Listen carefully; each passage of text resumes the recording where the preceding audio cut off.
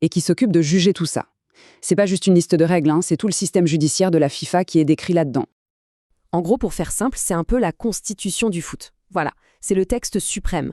Et son pouvoir est immense. Ça s'applique partout, à tous les matchs, toutes les compétitions, sous l'égide de la FIFA. Et c'est là que ça devient vraiment intéressant. Quand on dit que ça s'applique à tout le monde, c'est vraiment tout le monde. Regardez un peu cette liste. Les fédérations, les clubs, les dirigeants, les joueurs bien sûr, les arbitres, les agents. Que ce soit une superstar mondiale ou un petit club, personne, absolument personne, n'est au-dessus de ces règles. Ok, maintenant qu'on sait ce que c'est et qui ça concerne, voyons voir ce que ça punit exactement. Et attention, on va parler de choses bien plus graves qu'un tacle en retard. Bien sûr, les fautes de jeu sont prises en compte.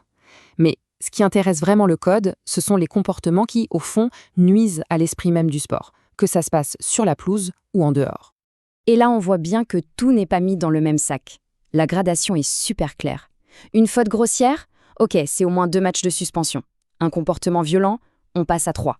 Mais alors, attention, si on touche à un arbitre, là, la sanction planchée, elle explose. On parle de 15 matchs minimum. 15, c'est énorme, et ça montre à quel point la protection des officiels est une priorité. Et puis, il y a un sujet sur lequel la FIFA ne plaisante absolument pas, la discrimination. L'article 15 est limpide. Tout acte de ce genre, c'est sanctionné par une suspension d'au moins 10 matchs. C'est l'une des peines les plus lourdes du code. C'est la ligne rouge à ne jamais franchir.